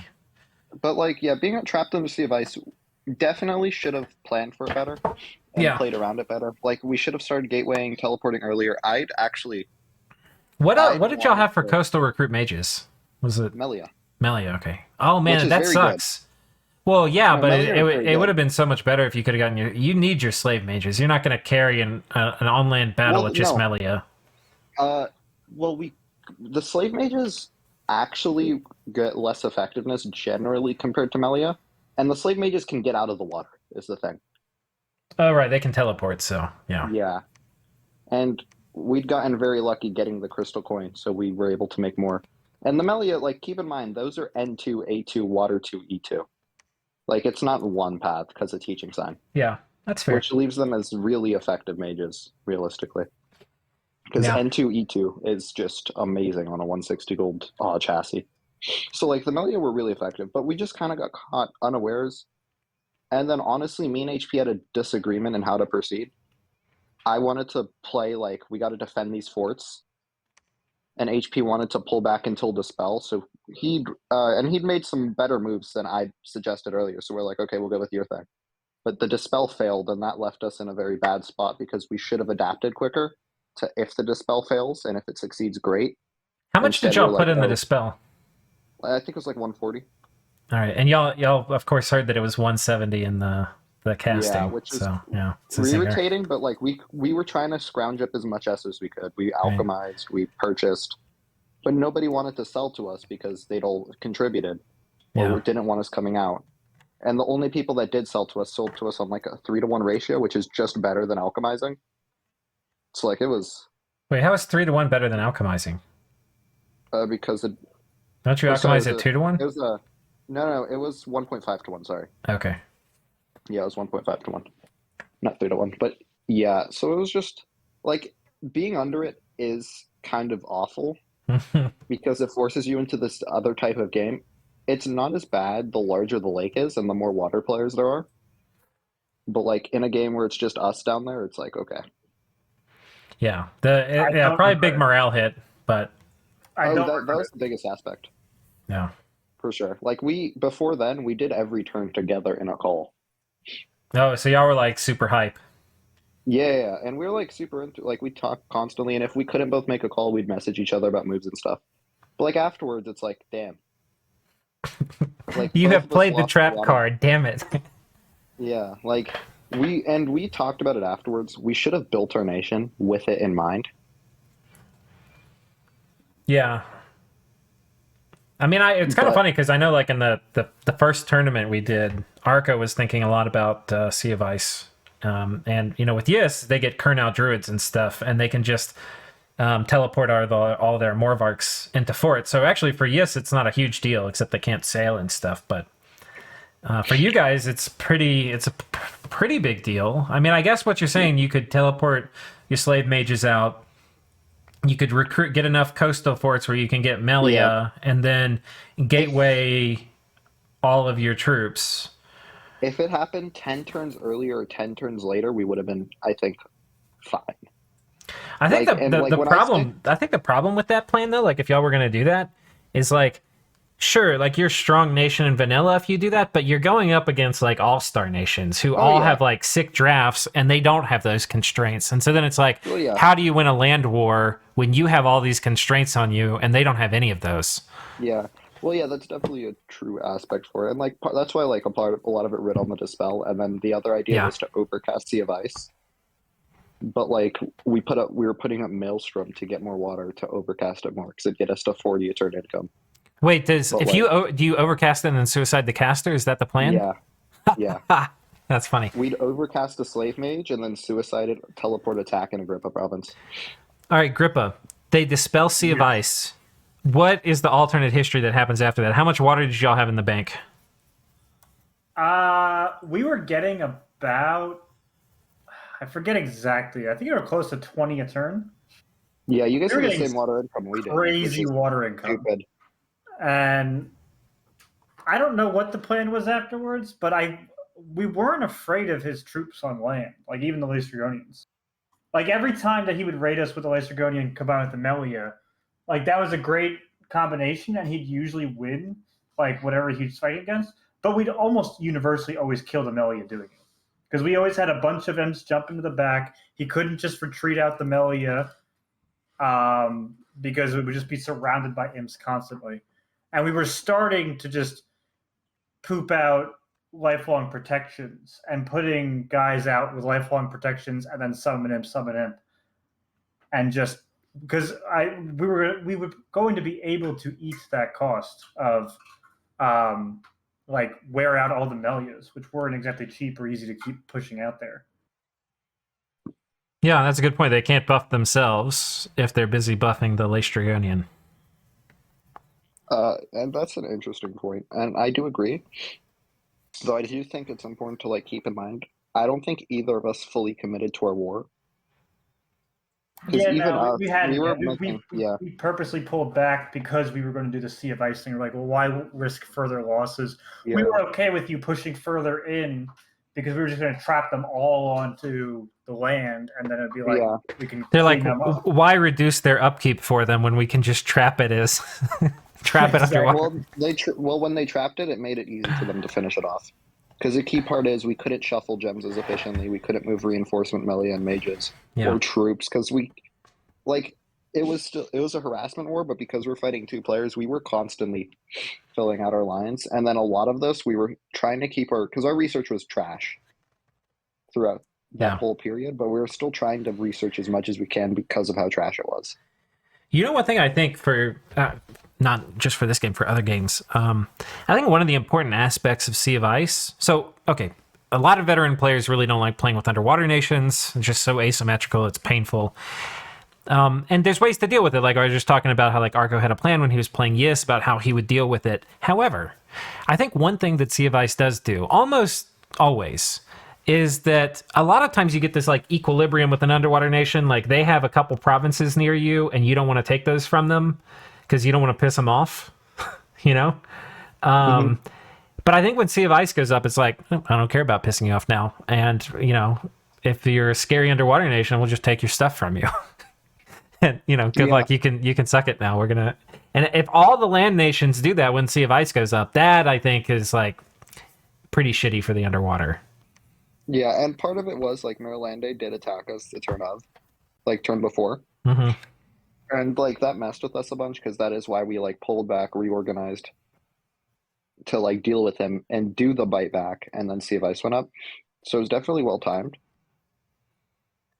But like before Sea of Ice went up, it was like a smooth sailing game, I will say. We made mistakes, which shameless plug, you can look at our series on HP's channel.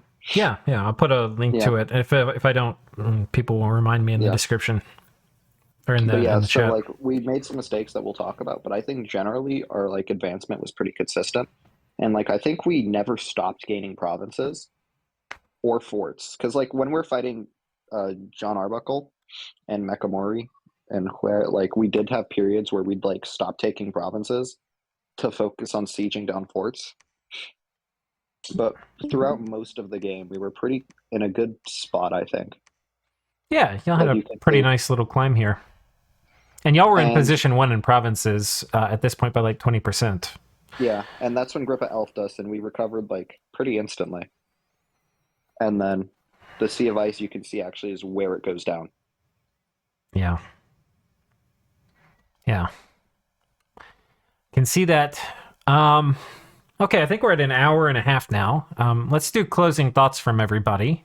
I don't have the Discord chat pulled up, and it's gonna black out on my recording. Who wants to start? And we'll just have everybody go, kind of do their final thoughts on this.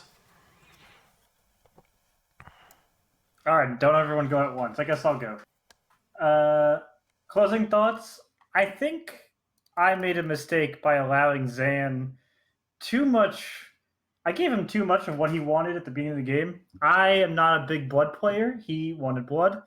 And we definitely didn't communicate enough at the start. Like, classically, I overthought it, and he's like, oh, can you build the god? Here's the bless we're going to get, and submit it. But he never actually sent me a photo of the god. So I didn't know what we were doing. All I knew was that we were doing the golden idol, because that's literally what we chose to get added to our nation. And I gave us blood instead of earth for the strength. Because I'm like, Zan wants to do blood things. No, we meant to have earth. And if we had earth, we were going to take earth blood deep well, because we had a crazy earth income, and also then go for riches from beneath. So, which we couldn't do, because we couldn't put damn boots on the damn guy and then forge the further earth buffs. So that kind of really put a dampen in things. But otherwise, I think we played pretty well. I definitely we screwed up not realizing how far Lucid was ahead of everyone else, and I think that the game would have been much better if there was better communication between all the teams. Because like, I don't think I ever messaged Mammon, for example. Barely talked to Cetalis except to give them their provinces back when we were raiding you, Lucid. So I think we need to do more Diplo for stuff.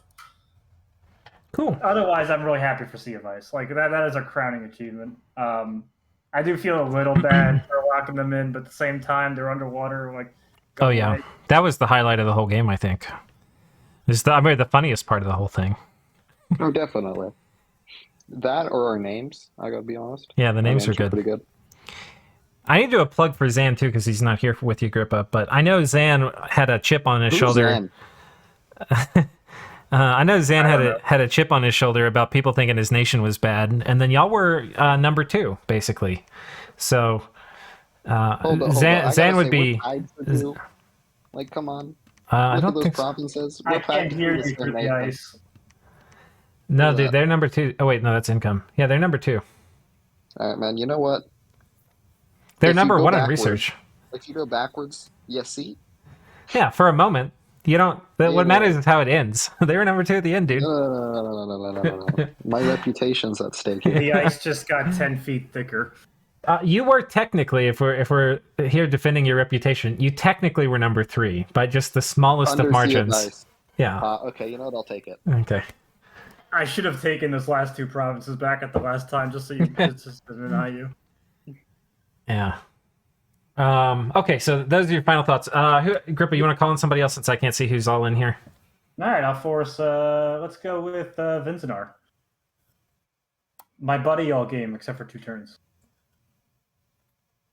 Except I guess he's not here. Yeah, Guess we might have we're lost gonna go him. with Foolish Pride. How about that? All right, sure. Final thoughts. I had a ton of fun in this game. Like it was awesome. I've never done a Allstars thing like this before, so yeah, building the nation was great. I thought it was actually hilarious that people kept saying that we kept like taking their picks, because we had no plan going in. That's funny. Oh yeah, what's up? I was gonna ask. I never got to ask you. What was up with the 2 slow to recruit cap onlys? Oh yeah, no. I was gonna say you and HP's take on it was, I think, the most accurate. Which is basically we just looked for stuff that was good and would live in our dominion. A lot of people kept saying that like we could take the Imperial Geomancers or whatever, and that was not a possibility because we took Cetalis. Yeah, and that actually became a huge problem for us. We kind of fucked up on our build and the scales that we took because we went very greedy. Basically, our whole plan was we'll take Cetalis and we'll take really expensive, good stuff, and we'll make up for it by having a ton of income. Y'all were pretty rich proportionally. We'll put the score. Yeah, that sort of worked for a while, but yeah, the two slow to recruits was a huge hassle because they competed for a lot of our cap turns. But like, look at this. So y'all were like a third smaller than us in the mid game, but y'all were a third richer than us. So Yeah. y'all were making some cash. Yeah. That middle-aged statist pick was interesting, but I thought that would like lock you into too many other things because you had to then pick everything else sacred or have swamp survival. And it was it's a major constraint. I played them in one of the Allstars games. I picked Cetalis as my starting nation, and it has a ton of constraints. Yeah, that was actually one of the reasons that we did it was because like there's just so many options, and we're like, all right, we'll just stick with like Cetalis and being really rich. And so that's why we took the Zidans and the Knights, because we're like, okay, well, we have to take Sacreds and or lizards or bats. And we're like, well, if we're gonna take Sacreds, might as well take the best, most expensive Sacreds that we can. Mm-hmm. And also, we kind of thought that this is the one pick that we did try to steal from someone, and that was Donverland. We thought they were going for Zidans, and so we stole that before they could get it. But that's the only one we intentionally stole. That's funny. Yeah, everything else we sort of just picked as we were going. Yeah, and it sort of worked out. I think, yeah, the biggest mistake was taking Misfortune 3 and Drain 3. You went deep into the pain on Misfortune 3. We really did. We're like, no, we're going to go fully into income, and then we got like 3 Knights attacks by like turn 16 or something. Yeah, we saw that. We were like, what's going on up there? These guys are really... they're really fighting a lot of independence. Yeah, and I think there's one time when you like sieged one of our forts, and then knights came and just like destroyed the mage that was there. Yeah, I thought that was funny. Yeah, that did happen. The misfortune defense. Yeah. But that really hurt us. And yeah, I don't think we should have done that. I think going a little bit more neutral on those, and then just having positive scales with like a smaller blast would have been better. I think taking Dominion 10 was also kind of a mistake because we got a Sage's Province and a like Silver Order adept from the throne. They didn't live very long.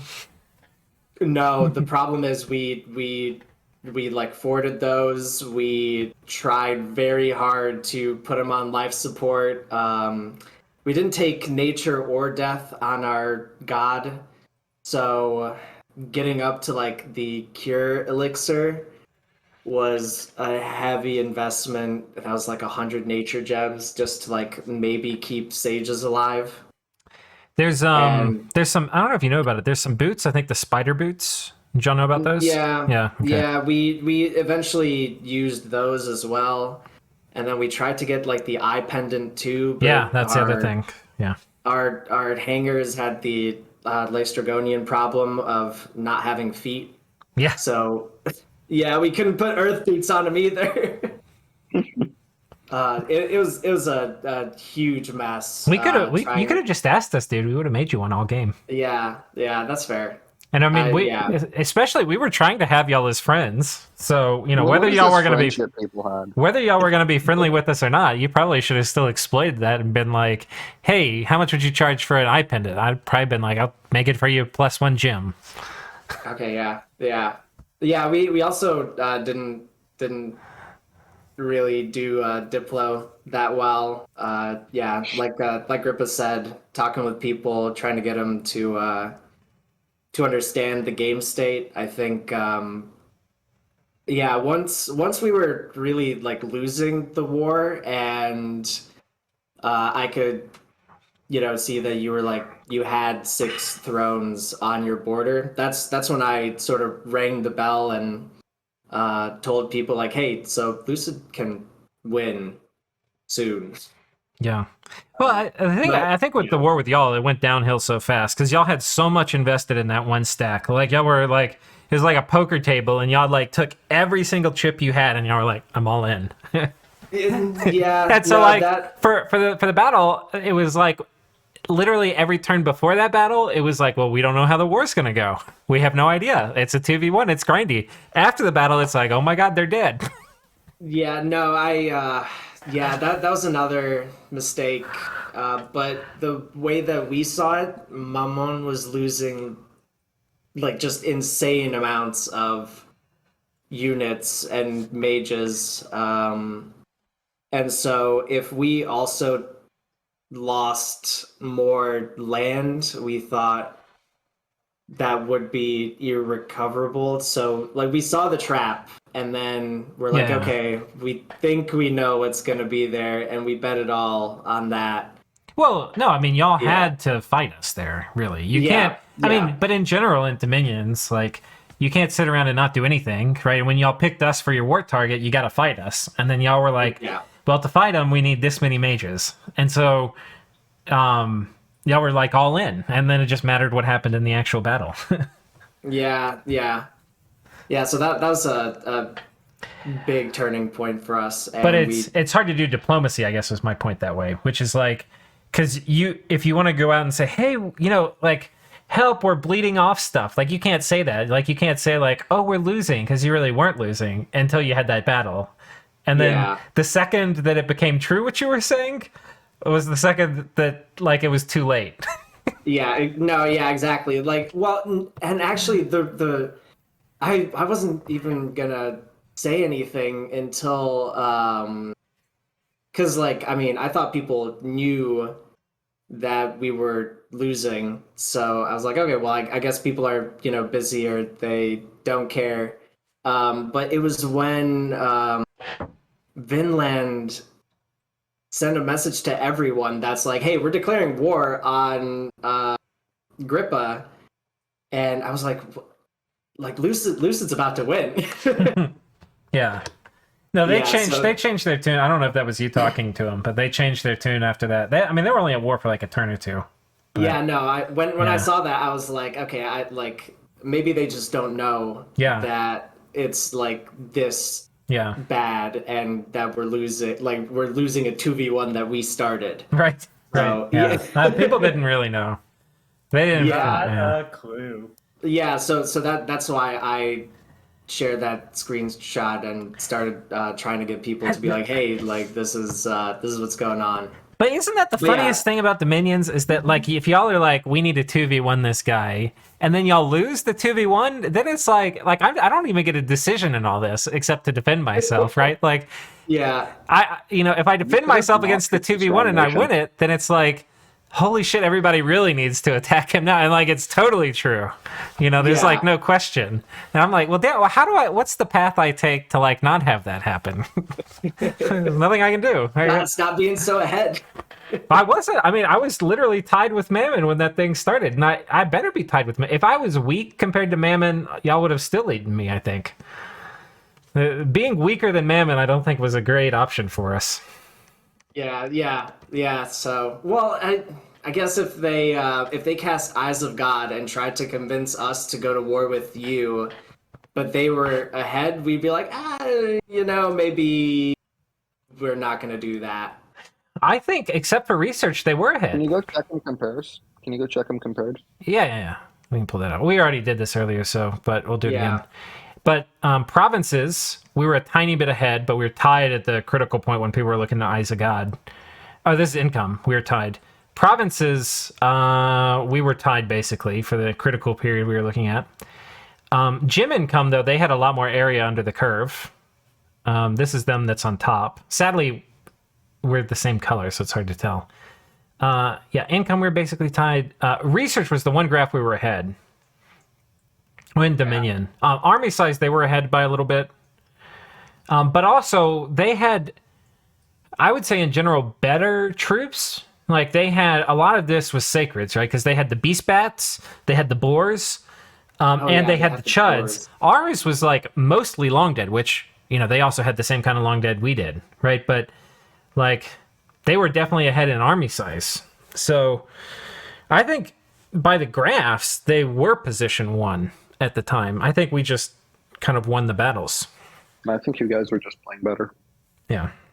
Yeah, well, yeah, I think the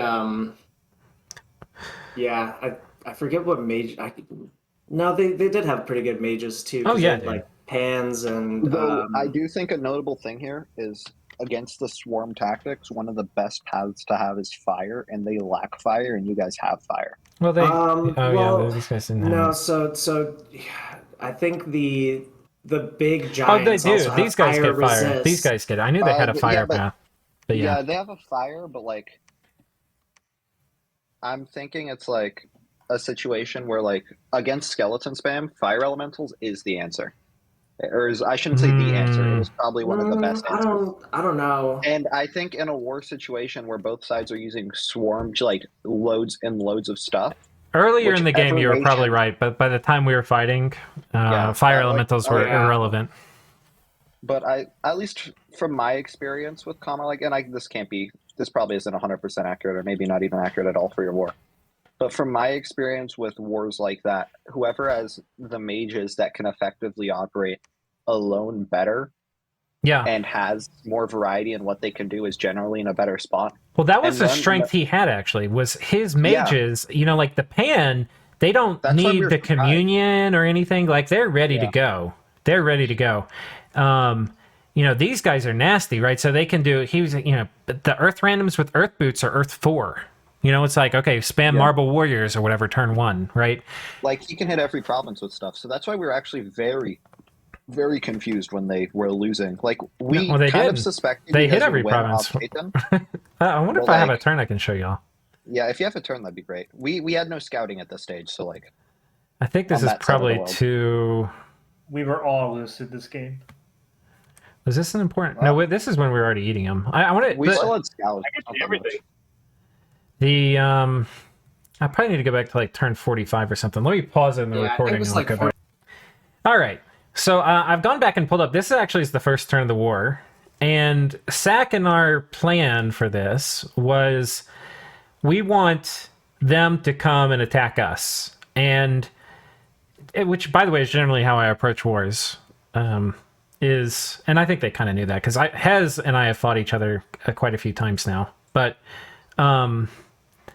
anyway, we were both kind of exploring to see what research the other party had and trying to catch them in traps. And so anyway, we kind of just let the first wave come. They hit this and bounced, which was a blood hunting province we had. And then it was seeming like the big battle was going to be here for the throne. They had like a bajillion sacreds here nearby. And they instead hit it with an earthquake pan trying to trap us. And we had this guy who was supposed to kill any sort of stupid thing they did like this. And so I think he actually ends up getting the earthquake off. But the Melkort's about to come visit him. Yeah. Or he didn't even get back there in time. But and there was like the same thing here, except we didn't manage to kill the pan. But there's like this Jim Beatty stuff at the front, and they put a fair amount of rating pressure. Like the next turn 48, they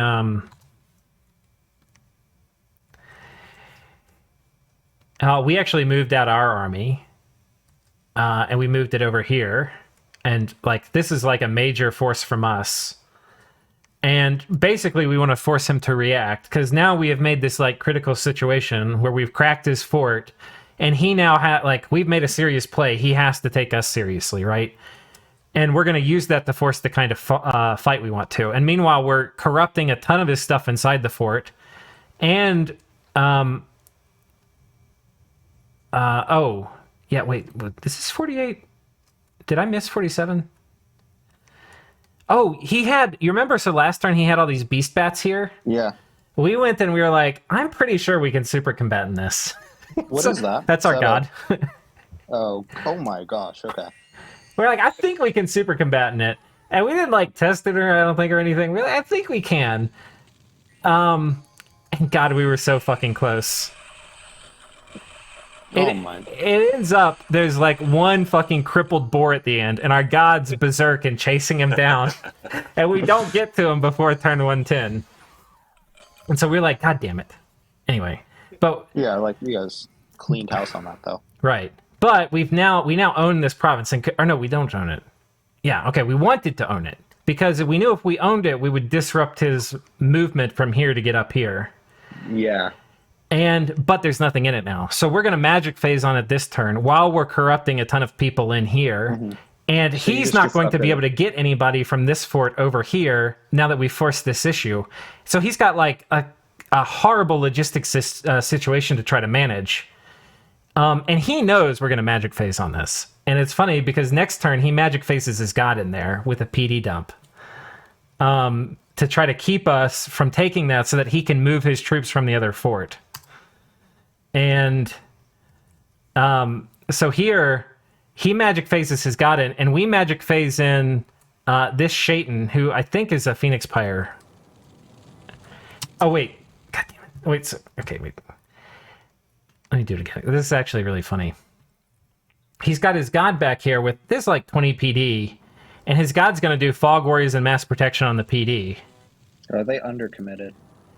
And then we come back and fucking knife his god. Oh, did they get hit by their lack of hilarious. dodge? Oh no. Was that a big factor here? Well, that was his god dying or not doesn't really matter. But why this was important is we blocked his movement. So all these troops would have been, and mages would have been at this battle. No, I mean, because they didn't have. Did they have anything else that could even do something like that? No, they didn't have magic phase options in their nation. So their god had to. That was the only thing that could. Yeah. That's what I was thinking about as you said it, because that makes a lot of sense. Because like part of the reason we took slave mages was specifically for magic phaseable options, right? Because it's so good to magic phase 5 mages with water at least somewhere, or a thug or whatever.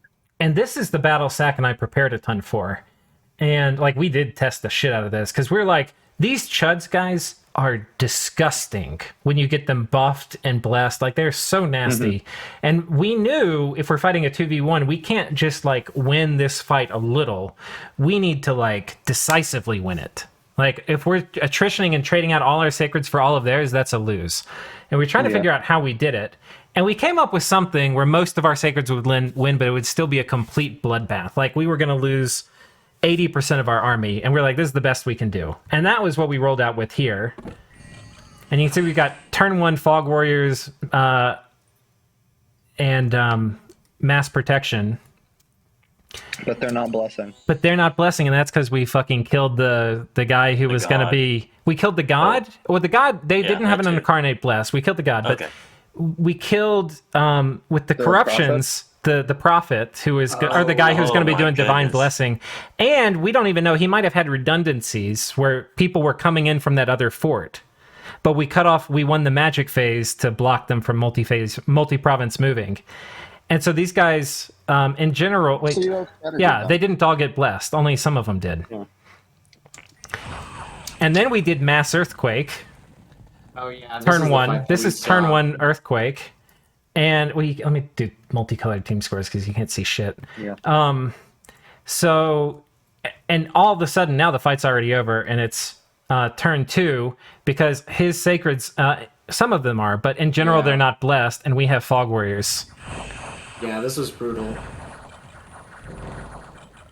Damn. And this was a fight that Sack and I had probably tested 20 times, and the outcome of it was we would lose 80% of our stuff, and instead we had that. Jeez. Yeah, no, we saw this and we're like, we're fucked. Like, Yeah, like what is that invest? But that isn't that many mages they brought.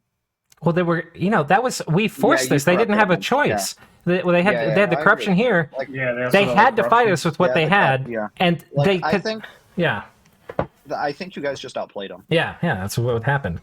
and took advantage of their nation's weakness. Like, let's Yeah, let's they couldn't be honest, magic you guys base. outplayed. Now, I do have to note, by the way, like 10 turns before this, we messaged Grippa and Maerlande. Lucid's looking scary. We think he can beat Mammon, and then we got ignored. Or it was just Grippa, sorry. Because Maerlande had blocked at the top. I didn't. I mean, guys, let me tell you, I did not think. Like, this me being as honest as I can. I did not think, in my at all, that this war was going to go as one-sided as it did, and it was basically because we took this fight, and they chose to keep a lot of their sacreds down here on the El Shu front to keep these guys occupied because they had another 150 sacreds. They just, when those chuds get pissed off, there is no way you can't cheese them. Like, you can't super combatant them. You can't, they don't care about battlefield wipes. You just have to fight them. And we just got so lucky that all the chuds we had to fight, we managed to disrupt Divine Blessing. Like, it was amazing. Yeah, and you can't count on that. You can't predict that's going to happen. And you guys you played really well, got a lucky situation where you played well and it came together. Yeah. Yeah, we didn't know the full circumstances of that, but we definitely saw that fight, and we were kind of waiting to see, because we didn't know what you had, but we were kind of waiting to see how and what you would bring against Mamon over there. And then when we saw that was pretty scary. Yeah. But then even then, we don't have Eyes of God right now, damn it. We could maybe even find from looking at the army graphs, but I mean, Mammon still was ahead of us in army supply, even after losing like 500 dudes here. They still were ahead of us in army supply. But they're also not as mobile as you. Yeah. Yeah. But it was actually like 3 turns out, because we just kept the pressure. We just kept going on this one, and then they forced to respond, and we would mix up our script every turn, and then eventually it was like 3 turns from now is when their army supply was actually like critically low. And then it's like, okay, that was when the wheels started coming off the Mammon bus. Yeah, and it was interesting for us because Mammon was the only team that would really dip low with us. Yeah. Because of their belief in the fact, and like we didn't test it, so we don't know, that their skin shifters can kill anything we could deploy, which could very well be true. Yeah, those things were scary. We felt the VC as it happened. Yeah. Or the messages, like. All right. Have we not done final thoughts from? Oh, I guess Zan might be coming back soon. Anybody want to do final thoughts that we didn't get to? I mean, I could do mine, but there's not really too much to say. Yeah. What's your final thought on this? I mean, you weren't in it too long, but. Really messed up with expansion there. Feel like we should have took a better expander at that point. That probably would have left us with more after kind of that turn 12. You guys, sorry to interrupt you. You guys use gladiators, right? Yeah. We already should have talked went about with our that. first pick, not gladiators. And we beat the gladiator horse to death a little bit already. Yeah. Where you got on. We kind of set up really good for mid to late game communions. We also went with Kohen, so we had blood access very easily. I know it was really going on that, but we weren't able to make it past or make it into the mid game, of course, which would have been great. But of course, that didn't happen. Thought it was a really fun idea. But yeah, next time if we ever did and played a nation similar to this, went with the same idea, I would definitely pick a different expander. Me and Novell argued back and forth with this a lot, and I just went with Gladiator because he tested it, and we did shit in the game. I was like, oh well, whatever, fuck it, Yeah. At the beginning, we didn't want to, because we ended up vulturing that war. We didn't want to attack y'all because y'all had gladiators. We were like, nah, not first war. But then Sack was like, dude, I think they really failed in expansion some, and everybody else is attacking. We should go attack. And I was like, okay, I guess you're right. But I was like, no, we're not attacking them, not with gladiators. It did help us out a lot versus Donverland or whatever they're named. And we were able to kind of really repel them. But once the second and third person came in, we're like, oh, okay, that's it, guys. That's all we got. Yeah. Yeah, you actually repelled them on your cap once, right? Yeah, we did. And I think we Yeah. were set up to do it a second time too, but then they pulled back because I think Zan and Grippa was attacking them or somebody else was. I don't exactly remember. And Yeah, we were. then Yeah. and then the other players came in. I was like, it happens. Yeah. But I will say our flag is big enough to cover up the winner's flag, so that's all that That's true. That's a The real Not as winner. big That as really mine. matters. The Grippa flag kept us from seeing what the damn what's thrones? it called? Yeah, the thrones, yeah. globals. Oh, the globals. Yeah, Oh, yeah. it messed up everything. Yes. You actually can't see who has them. Well, yeah. Who has? So in this case, they had all three, but yeah. Oh no, they didn't. This was Vinland. You No, can't yeah. see. Yeah. Yeah, see, exactly. Yeah, it looks like it's false advertising. All right, and I don't see Zan in here, but I guess Wolf, closing thoughts. It was a very fun game. Would we do it differently next time, or would I do it? Because I don't know if HP would agree to another one of these. Yes. Like, I don't actually enjoy playing underwater. It's too constrained for me, but it was the only way I could get him to join my team, and I needed a teammate. That's funny. Yeah, and he doesn't enjoy underwater too. He's like, I want to do something low effort, and then we ended up high efforting it like a bunch of clowns. Yeah, you did. But definitely think like a key part of it is that how do I explain it? That like a lot of it was just map awareness and situations that we should have played around better that led to our position. Like if we better thought out our situation, and like a lot of people wouldn't diplo us, but if we managed to get people to diplo with us better, or like give concessions to like I guess Grippa better, then I think it was a more avoidable situation we got trapped in. But generally I had a very fun time, honestly. Yeah. Until Sea of Ice went up. Then the game was kind of mindless. Like, I don't know how we're going to record the last bunch of turns, because there was a lot of sit here, wait for Maelstrom. Ooh, Maelstrom bounced off the 300 gem Wrathful, or whatever it's called. Oh, Wrath of God. yeah. That So, like- my mom put up. Yeah, so there was a lot of that. And I think we were slow in places. I think we misplayed a bunch. This was our first time ever hydrating together. But I think it was very fun. And I definitely like hydrating with someone. I think is definitely a worth it experience, as long as you like the person, both have Mhm. equal investment or know what you're getting into, and are willing to accept the fact that sometimes your teammates' ideas fail. If you can't accept that, you're going to hate it, because Yeah. then it becomes a me versus them. Yeah. Yeah, I made a mistake with my Hydra partner. Oh, Well, your Zan. Hydra partner, you don't have a Hydra partner. You were Zan, solo you've joined us. Zan, are you there?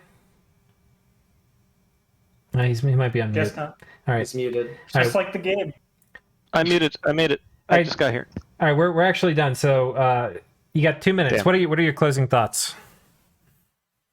Uh, Zan is, by the way, the Hydra partner for Grippa with Grippazon.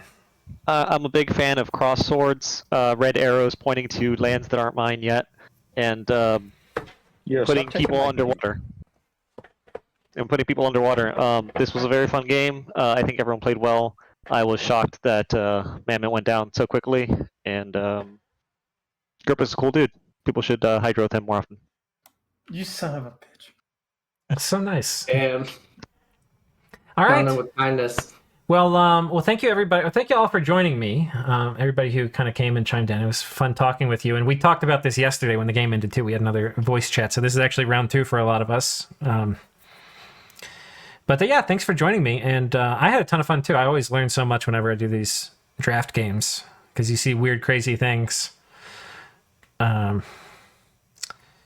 So yeah, I had a ton of fun playing with y'all. And this probably, strangely enough, is like the least salty game I've been in.